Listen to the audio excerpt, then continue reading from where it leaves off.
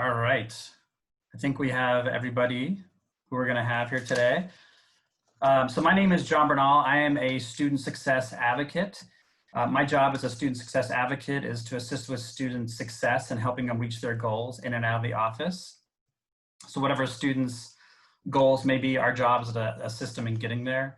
What's really convenient about us is we'll meet you anywhere on campus. So if a student reaches out and says, hey, can you meet me in Gardner Commons, or can you meet me up near the resident halls, one of us can come up and meet you. Also, we're very text friendly. So if anybody, so even if you don't want to meet with us in person, it only hurts our feelings just a little bit. Feel free to reach out via text and we'll get back to you. Obviously, if it involves a detailed explanation, we might request to speak with you in person, but overall, yeah, text is a big resource for us. So, and if you want to learn more about us, I think it's on the screen. You can just go to ssa.utah.edu. So for today's session, we have three presenters. We have the Residency Office, Commuter Services, and the Financial Wellness Center. Each office is going to speak for 7 to 8 minutes, and then afterwards we'll do question and answers. So once we're done with those three presentations, then you can submit your questions through the chat feature at the bottom of your screen. Just one housekeeping item. If you could just mute your microphone during the presentations. Thank you. And first we'll start with Residency. All right, thank you. My name is Connor and I work with the Residency Office on campus. Today we're just going to go over a brief PowerPoint about the residency requirements. Is everyone able to see this okay? All right, thank you, John. You're the one I can see. Okay, so we do have some more comprehensive presentations that you can register for on our residency webpage. However, we will just quickly go over those requirements for incoming undergraduate students to reclassify and pay the resident tuition rates. All right, so their Utah state law does determine residency requirements, and there are a number of exceptions to the general rule as that students can reclassify under. All those exceptions and the documents needed to reclassify can be found on our webpage. So we would recommend reviewing those to see if you may qualify before starting your education. So the general requirements that students moving here for school do need to complete, it's an automatic process. So you do need to fill out a residency reclassification application as found online by the semester deadline. Establish your ties to Utah, domicile your Utah ties. So the driver's license, voter registration, and vehicle registration, if applicable, by the required deadline. Provide proof of being physically present in Utah for the 12 continuous months before the start of the semester that you're reclassifying. And submitting proof of financial independence.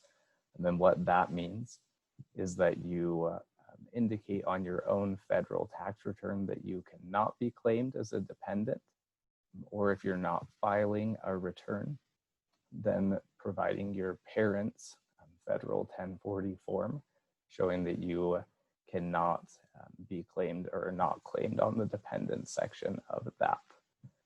Also, you do need to be either a US citizen or have been granted permanent resident, asylum, or refugee status. Okay, so we do have some policy updates we would like to make everyone aware of to mitigate the effects of COVID-19.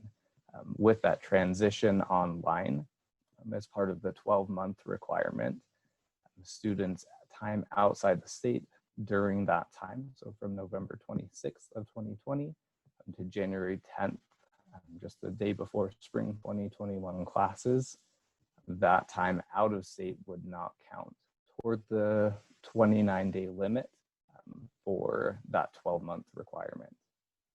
Also, if you are currently enrolled in summer 2020 online classes, University administration has approved the 12 months to start with the first day of those classes that you are registered for.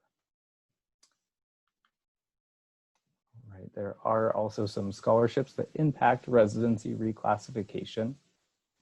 And the time spent in Utah under Board of Regents policy, students participating will not be allowed to count this time toward eventual residency reclassification.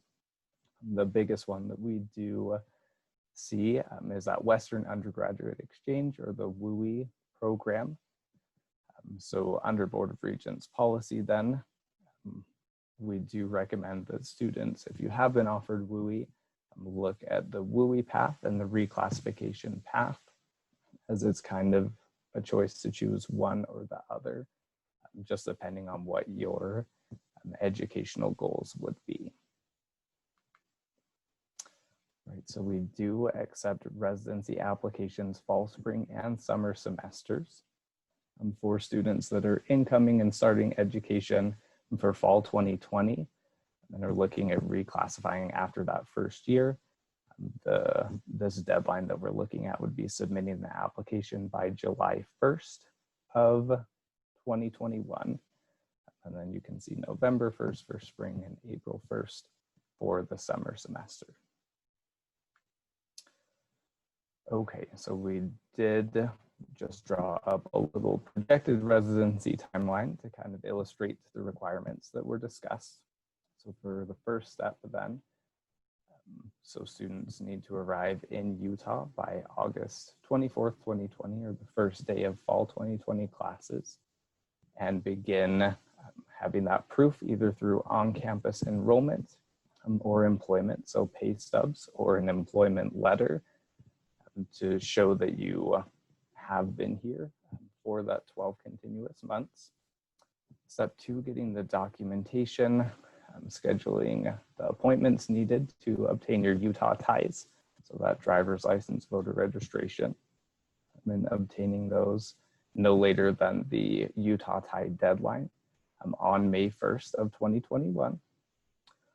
The third step, then filing the 2020 federal tax return, either your own, indicating no one can claim you as a dependent, or if you're not filing return, that your parents do not claim you on the dependent section of their 1040 form.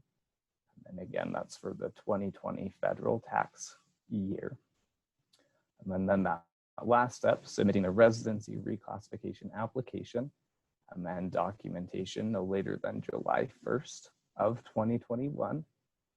And although you may not have completed your 12 months in Utah by that deadline, our office does work with you to either verify summer enrollment, or you'll be able to submit additional documents toward your residency application between that deadline and when you will complete your 12 months.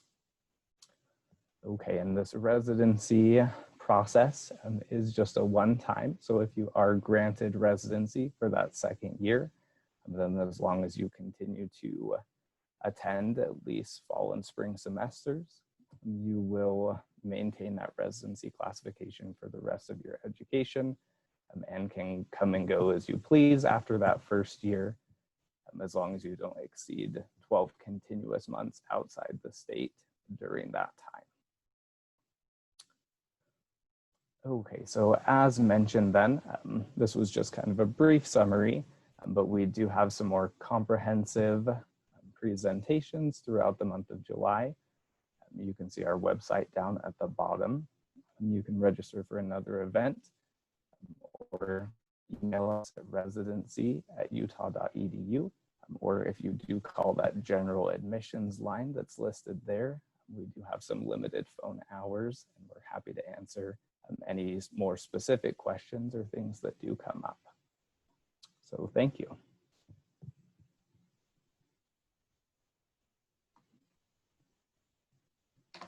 Great, thank you. Next up, we have commuter services.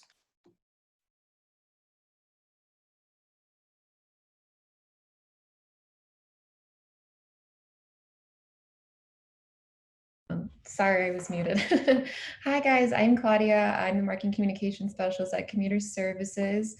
Can you guys see my screen okay? Okay, great, perfect. Okay, so let's go through this. The University of Utah is pretty big, and perhaps you're coming from out of state or in state, but there are a lot of transportation options to consider. So I'm here to kind of talk you through that. So the one really great thing about being a student at the University of Utah is you have access to UTA. This is our public transit here that services the Salt Lake County, Davis County, and even Utah County. It even goes kind of further throughout the Wasatch Front. So essentially, students can take their U card and just tap on and off card readers located inside of the buses and at our train stations, and you can ride basically all UTA services at no additional cost. This is really useful for students who live kind of around the Salt Lake area because we have a red line that goes directly to campus, and we also have a lot of buses that come or that are located on campus as well. So getting to the university with UTA is fairly simple. One really great thing about UTAs and your access with UTA is that you can use it outside of going to the University of Utah. There are a lot of central places that you can access through tracks, specifically just tracks, not even counting the bus. So it's easy to get around downtown Salt Lake. This is really great for students who are kind of living, out of state and they don't bring a car and they don't really know how to get around Salt Lake City and they need to just go to the grocery store, the mall, or somewhere fun. You can access all of those places on tracks. And again, you also have access to the Front Runner, which is our other train that goes further throughout Salt Lake County, and buses that service, the area within. If you're not familiar with tracks and you don't really know how to get around, there are two really great apps that can help you. The first one is the Transit app. UTA partnered with the transit company and they have their own app. So if you kind of just type in UTA, you'll be able to find all of the area, all of the services within UTA, and it can help you plan your route so you know exactly which stops you need to go to, and if there are transfers or if there are any. Another good one is Google Maps, and it's pretty simple. A lot of people are familiar with this app. You just type in your destination, and instead of hitting the drive option, you would just hit the public transit option, and it just shows you exactly which buses or tracks or stops you need to get to. So that's UTA, it's pretty simple. A lot of students are wondering what the parking situation is like at the University of Utah. Like other universities around the nation, parking is fairly limited on campus, and and that goes for the University of Utah as well. Anybody who parks a vehicle on campus must either purchase a long-term parking pass, which we'll talk about in the next slide, purchase a day pass, which allows you to, just park on campus for the day, or you can park in a visitor lot and just pay the hourly fee. We'll go over all of these options right now. So the long-term parking pass is essentially just allows you to park in designated lots that you have a permit for. The most common permit is the U permit. This one is $140 a semester. And we also have a CU permit, which is essentially the same as the U permit, but you're allowed to park in a garage that's central to campus. That one is a little bit more because it's closer to campus and it's an actual garage, not a surface lot. So that's why the price difference is a little bit higher. But the U lots is basically the easiest thing for students who are living off campus. If you're living on campus, these are your parking options. The most common one is the HU. It is the same thing as the U, but it allows you to park in housing lots, which offer overnight parking. We also have the HCU, which is the same as those lots, but just has the add-on caveat that you can park in the central garage. This is also really helpful for students who are living in the Lassonde studios. And then we also have the Shoreline, the SHU, which allows you to park in the Shoreline garage, which is really helpful for students living in Shoreline Ridge. Yeah, as you can see, the prices are a little bit different just because the more you pay, the more you can park. But essentially, if you're living on campus, the rule of thumb is just get a U. If you're living off on campus, the HU is pretty easy. As you can see in these options, we allow students with U permits to park in A stalls after 3 p.m. This is a great option because A lots are closer to campus. So after 3 p.m., students with U permits can park there. And the reason why we allow that is to let students have an option to park more central to campus when it gets dark outside. It's one of our safety initiatives. So you can definitely utilize that. Just keep in mind that this doesn't apply to every single A lot. So just look for the signage to know if you're allowed to park there or not. Okay, so you may be wondering, what if I just don't want to get a permit and I don't want to pay the day pass and I just want to park wherever I want to? What will happen? What will happen is you might get a parking ticket. It happens to a lot of us. And it's really important to pay your parking tickets because there's some consequences that come if you don't. For example, the price of the fee will increase every 10 days. You are also subject to getting a boot on your car if you have multiple tickets, and you can have a hold on your account, meaning you won't be able to enroll in classes the following semester. So it's really important to just be on top of your parking permits, or your parking tickets, just to avoid that whole entire experience of not paying them. Also, if you can pay your parking ticket by going to commuterservices.utah.edu. This is also where you can go if you need to appeal a ticket. Let's say you don't believe that you deserve that ticket for whatever reason, it was given to you by accident. You can appeal a ticket by going to our website as well. So another thing that you may notice when you visit campus is that it's really huge. It's a fairly large campus with a lot of different areas. So you may be wondering how you can get to and from most locations and, just cut your time in half and avoid walking. That's why we offer a campus shuttle, which is available to all students. Most of our routes are from 6 a.m. to 11:30 p.m. So you can get some good coverage throughout the day. This is really helpful if you want to track a specific shuttle. Let's say that you want to go from this area to this area, but you don't know which one to get to. If you go to uofubus.com, this is where you can go to track all of our campus shuttles live and to see which ones are in service and which ones aren't. We've had a lot of changes due to COVID. We're kind of limiting our services. So just you can see which routes are running and which ones aren't by going to uofubus.com. Our most popular routes are the blue, the orange, and the new one that's called circulatory. The blue route is really great because it goes to Heritage Center. So if you're living on campus, you can hop on the campus shuttles that's located, the stops located over there, and you can take that to some pretty central areas on campus, like the Huntsman Center if you're going a little bit higher. We also have the Union and President Circle, which is more central. We also have the circulatory, which goes to Kingsbury Hall, which is closer to the engineering areas. And we also have this orange one that goes to Student Life Center if you want to, go work out or do something fun. Another transportation option that we try to implement is biking. The University of Utah is one of the most bike-friendly campuses in the nation, surprisingly, and it's because we have a lot of bike infrastructure to help support our cyclists on campus. We offer free bicycle parking within 50 feet of most buildings, and we also have an on-site campus bike shop. So if you have a bike and it needs like some service, or it needs a tune-up or a flat tire, or perhaps you have a flat tire or something like that, you can visit our bike shop, which is located over at the annex. A lot of students also wonder if you can bring a lime or a bird to campus, and the answer is yes, you can. The only thing we ask is that you park these rentable e-scooters adjacent to a bicycle parking rack. So another thing to remember is if you are on a bike or any kind of wheel device, you must yield to pedestrians. You also must wear a helmet, and you also must slow your speed. Our rule of thumb is to just go 10 miles an hour, which is kind of hard to gauge when you're on a bike. Just, go as slow as you can.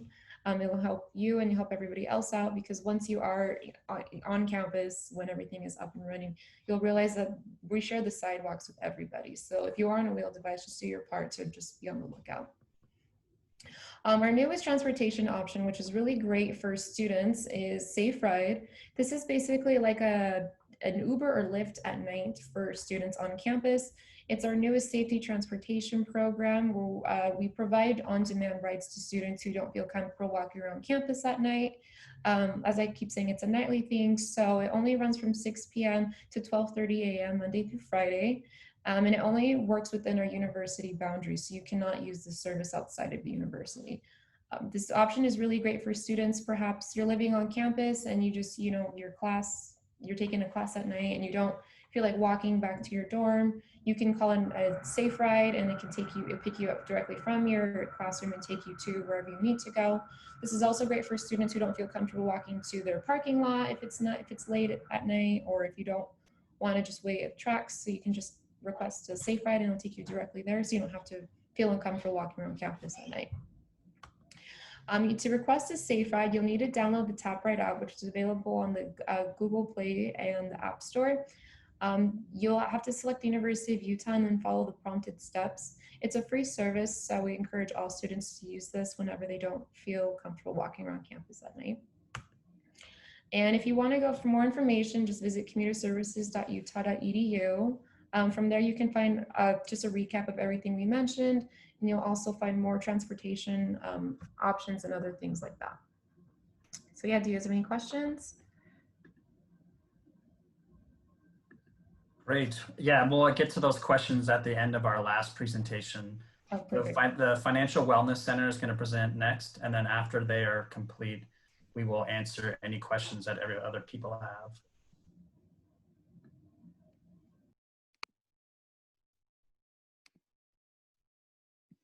Cool. Can everyone see the screen, hopefully?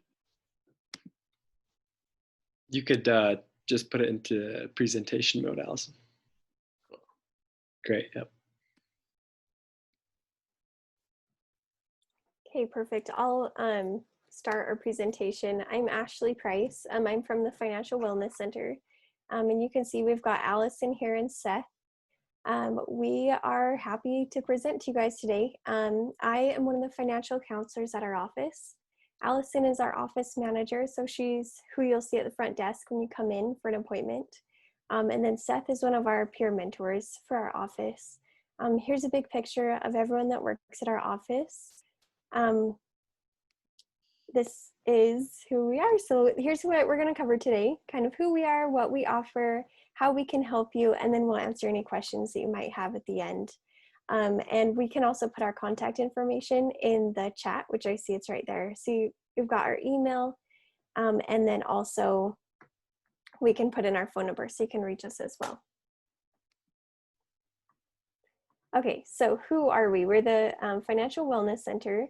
We provide financial counseling to students, and we can cover a big wide range of topics. We can talk about maybe how to plan out your monthly budget so you know how much money in student loans you need to take out.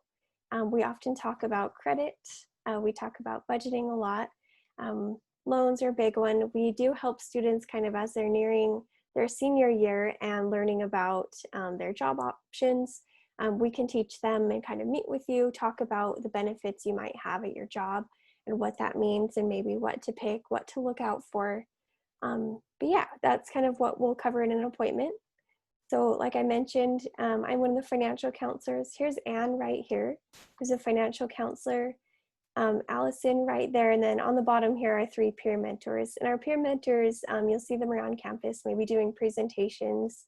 We do have a money cab that we drive around campus, and we can give students a ride to class. So that's kind of a fun thing. We'll use it kind of sometimes to promote something new that we've learned about. So look for that around campus. Yeah, that's us. So you can go to the next slide.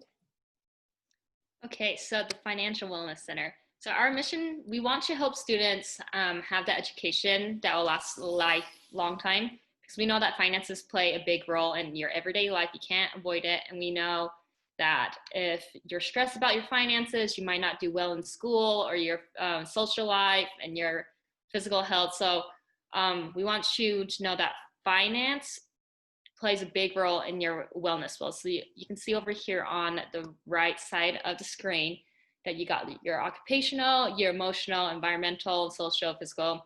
You got all these things, but most time people don't think about their financial health.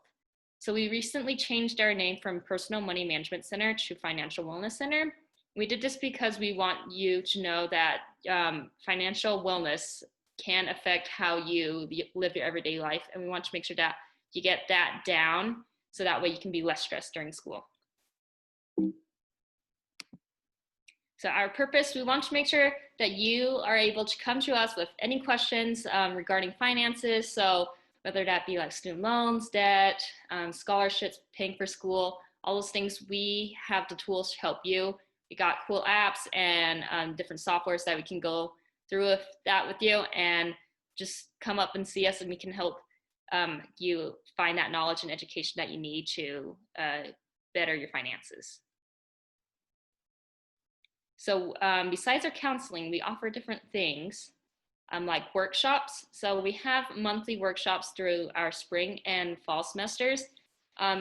Before COVID hit, we would offer free lunch, and these would be in person. We would do them throughout the spring. Sometimes we'd have it multiple times during the month. But different topics that we would go over are like starting your own business, cooking on a budget, dating on a dime, applying for scholarships, traveling for cheap. We like to hear what students want to see. So if you have like any opinions or things that you want to hear from us, we will gladly take that in. But these workshops are meant for you. We want to make sure that you can get out of these workshops and know that you can find a way to pay for school or cook your own meals at home on a budget, and make sure that you can do all these things on your own. And these workshops, like I said, we offer free lunch.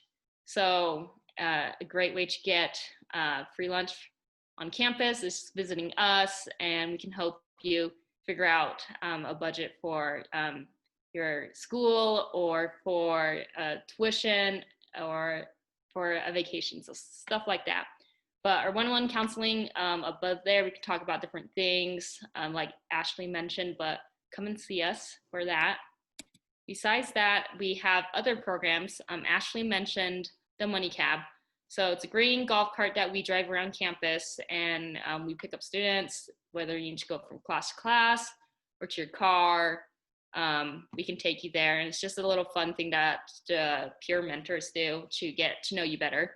And Start Smart. So this is a salary negotiation course. This usually is in the spring, and it's held by our director, Ann House. She will be teaching ways to negotiate your salary after you graduate and how you can get what you're worth. And then we have something called VITA, and this is our tax clinic. And this is during the spring, usually February until April. And this is done throughout campus. Our main location is at the Union Building in the computer lab on the basement level. These are just free tax clinics that you can come, bring your tax documents, and get your taxes filed for free. We also do it for the community members as well. But it's a great way to get your taxes done instead of paying for like a CPA or TurboTax, whatever it might be. But yeah, we can help you with that.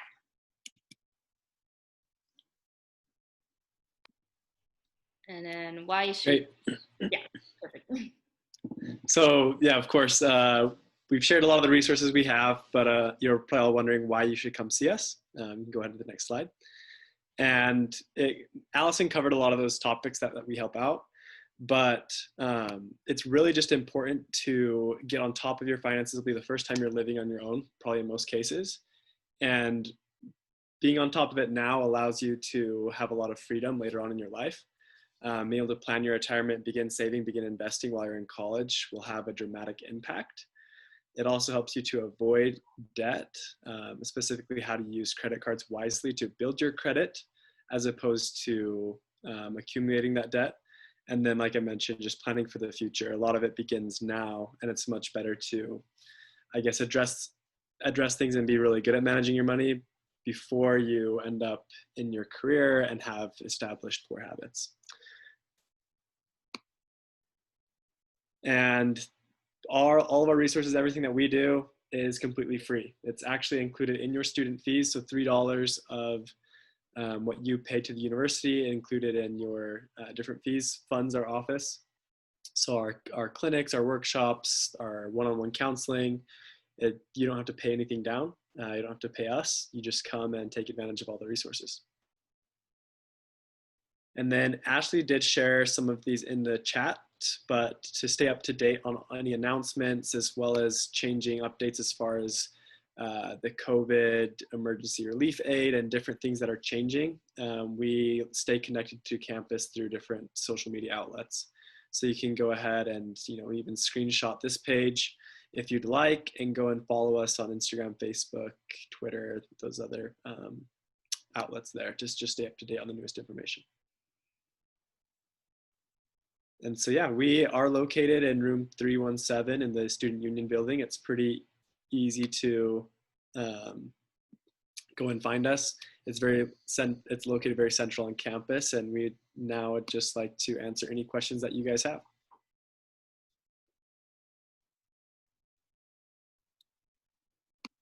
Great. Thank you so much. So yeah, we're going to open up the session for any questions you have. So if you do have a questions, you can just type them in the chat feature below. We do have one question that I'll ask. If a student accepts WUI in their freshman year, does that prohibit the student from establishing residency in a later year? And that question is for residency. Yeah, so if you choose to participate in and accept that WUI scholarship for your first year, our office would need to see that you complete 12 continuous months of residence in Utah without receiving the WUI benefit before you would be eligible to reclassify. So if you do take WUI that first year, you would not be eligible to apply for residency to start your second year. All right, keep those questions coming in. One other question we have, how is the Financial Wellness Center different from financial aid?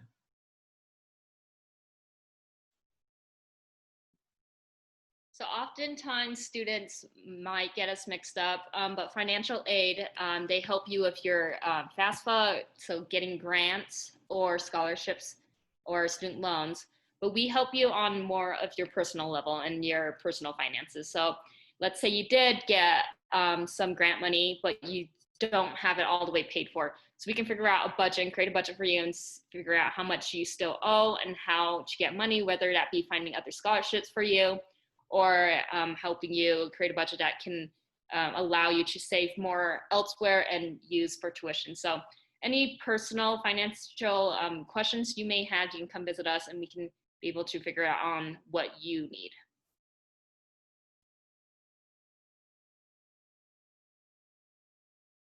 Sorry, I forgot about the mute feature. Another question we have was for commuter services. Are there any restrictions for writing UTA with your U-card? Hi, so there are a couple of restrictions. So I believe the Park City Connect is the only one that isn't included with all of the benefits that we get on UTA. However, there are some students who could qualify if they live in the Park City area. Just contact our office and then we can get that added to your UTA benefits. I added our phone number in the chat, so you can just take a look there and give us a call. All right, here's a question for residency. How will residency change impact scholarships and financial aid?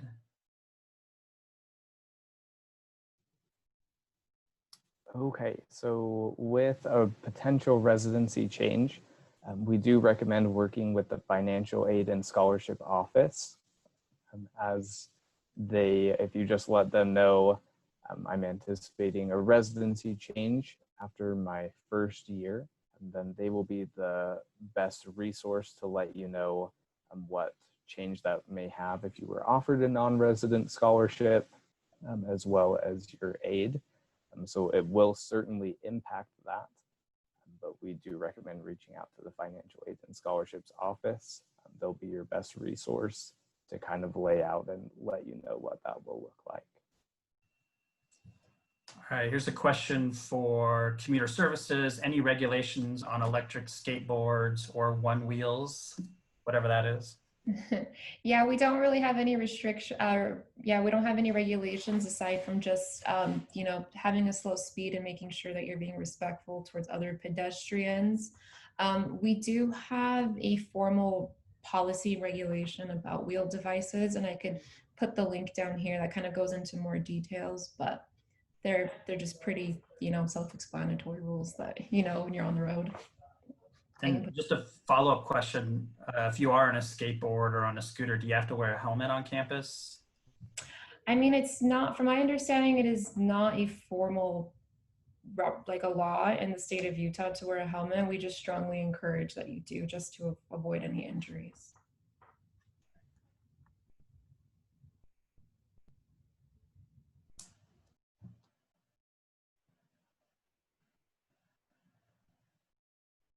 Let's see. Any other questions? Please feel free to type them in that chat box there. Another question that might come up probably for all three offices is, how are we planning on presenting in the fall during the time of COVID? Like, what does that look like for each individual office? I can speak to that for the Financial Wellness Center. It's probably even more critical to understand your finances now during this uncertain time.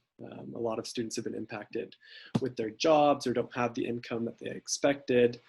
And so what we're doing is we're still offering all of our resources through virtual means. So if you go to our website, which has been sent out in this chat, you can actually go right to a tab to request an appointment and visit with Ashley or Anne or myself in an appointment, be able to speak to different things, or we can help you create a budget and make your plans for this fall semester just through that. And then we'll also be hosting a few different workshops and events with different guest speakers that we'll also do through a Zoom setting.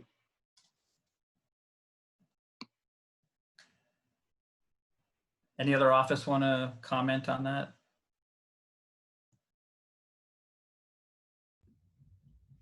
I can comment on that from Commuter Services. So typically we normally sell annual permits, but because we understand that there is a possibility for anything to happen, we're only selling semester permits. That way, if anything does happen for spring semester, students don't feel like they're wasting their money buying an annual permit, which is why we're only selling semester permits. We're just kind of going with the flow of however things work. One thing that we are trying to really enforce is wearing face coverings while we're on campus shuttles, and also it is mandatory to wear face coverings on UTA as well. So we're doing our best to keep all of our commuters safe. Yep, and for the residency office, we are still processing applications and assisting students remotely. University administration has been really good in working with us and communicating what those changes to the residency policy do need to be. As we covered in the presentation, things like that not counting the time between Thanksgiving break and the start of spring semester. So if you do just continue to monitor our residency webpage, then as changes are made kind of to combat COVID-19, we will be publishing any updated policies on our webpage. Great. And then a question for the financial wellness. Where can students or even parents find out about your virtual workshops and sign up for them? Yeah, so we usually have these workshops in person, but like Seth said, we're going to be doing it over Zoom. So you can follow us on Instagram or other social media platforms, and we'll be able to post the link to Zoom. But you can also subscribe to our monthly newsletter, and we will send out a link to our workshop through the newsletter. And that newsletter you can go and find right on the website. It also has a lot of different topics and different blog posts about each month that you can also go and review. Another question, probably for the financial wellness, but the other officers are welcome to comment too. How much should a student take out in loans? I think a lot just depends on what your needs are, what your rent situation is, what your commuting situation looks like, how many classes you're taking. We do have a 4-year plan on our website that kind of breaks it down by semester. So that could be helpful to go look at to see some of the expenses that a college student may face. Thank you. And for residency, how do like university programs, so maybe if you're doing something out of state for a couple semesters, or if you're doing learning abroad, how does that impact your residency reclassification? Yeah, so under Board of Regents policy with the University of Utah, then students that do participate in university required programs out of state are allowed to count that time toward the 12 months. You would just need to work with either the program coordinator of the learning abroad, athletic coach, band leader, however, whatever that program may be, to get a letter verifying your participation in that university required program, as well as the dates of that for it to count towards your residency application. And then for internships, we do ask that that letter be obtained from your department academic advisor, just verifying that major requirement of that out-of-state internship.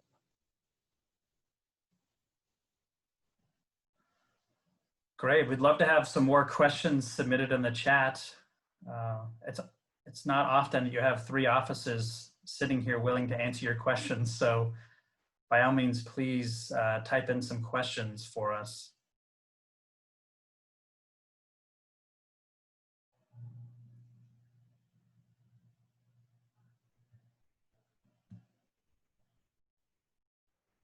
I have a question for commuter services. What happens if you park on campus without a permit? Oh, so if you park on campus without a permit, you are subject to getting a citation, which is kind of similar to the parking tickets that you would get around Salt Lake City or anywhere else.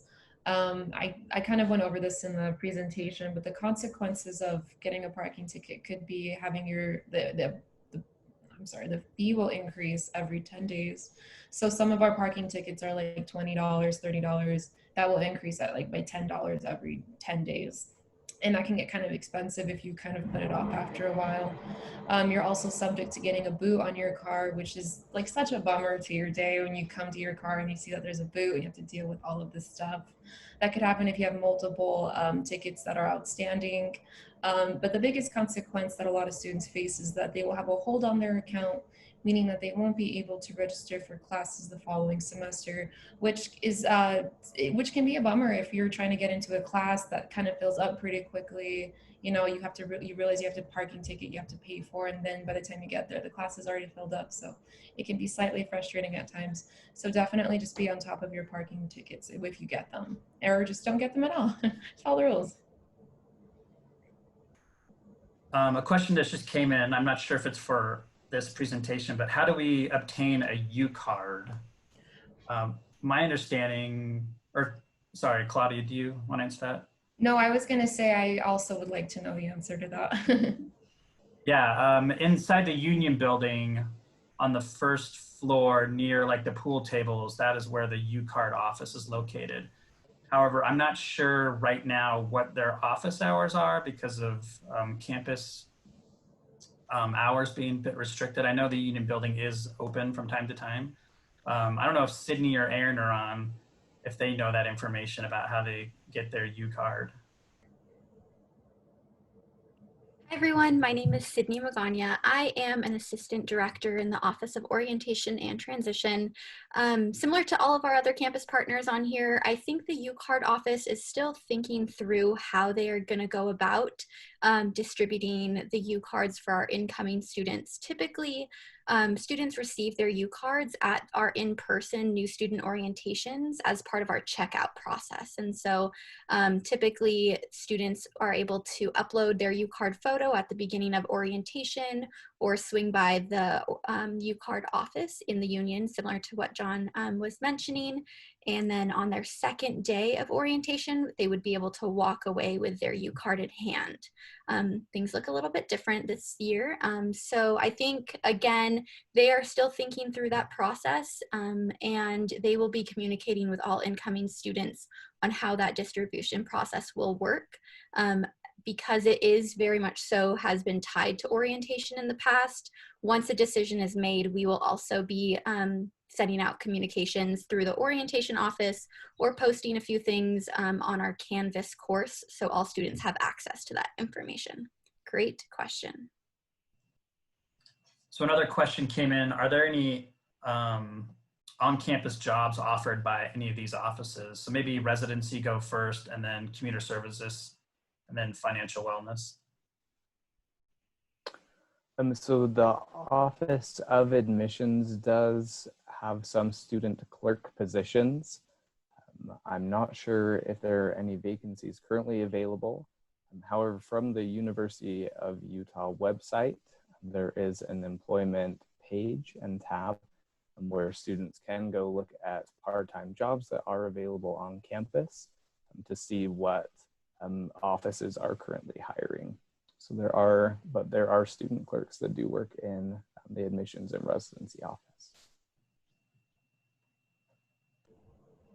Yeah, and at Commuter Services, we typically hire a lot of part-time students to be our parking attendants during large events like football games. It's a little, I'm not too sure what the situation is like because it all just depends if football season, like what football season will look like this year. But typically we have a lot of part-time positions for students and they're not regular part-time. It's just come in a weekend when you're available and work if you can. If you can't, it's fine. But we typically have positions for students like that. And those positions will be found on the same website that Connor mentioned. For the Financial Wellness Center, usually if weren't for COVID, we would have a good handful of students working for us. With that being said, I'm not sure if we are currently hiring anyone else on for the fall, but I would love to get a resume and cover letter. We usually hold on to that for a couple months until we know that we are hiring and just go through those. But yeah, we're super fun. We like to be flexible with your schedule. So during fall and spring semester, you can work up to 20 hours a week. But during the fall break or spring break and summer, you can work up to full time. But we work with your schedule. We're very flexible. If you have to go study for a class or a group assignment came up, you can go ahead and leave. But I will drop my email below if you want to send me your cover letter and resume, and we can hold on to that until we are looking into hiring. Great. Are there any more questions that people would like to have answered? Please throw them on the chat screen so I can avoid this awkwardness of just sitting here kind of tap dancing around.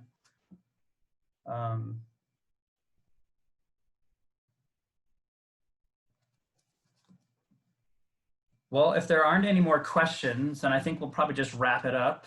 I just want to thank these three officers for joining us today. And we're all excited to have you on campus in just probably in about a month from now. Is that right? No, the 24th of August. So a little bit further than a month, but we're looking forward to having you on campus. And, you know, I think reflecting back on my time in college is a time of life when so many different resources and professors and other people on campus want to see you be successful. So please don't hesitate to reach out to any of these resources to ask for some success, to ask for some assistance with whatever situation you may be dealing with. So thank you so much for joining us today, and posted somewhere soon. So if there's something that you missed, you'll be able to come back to the orientation office website and see what you may have missed. Thank you so much.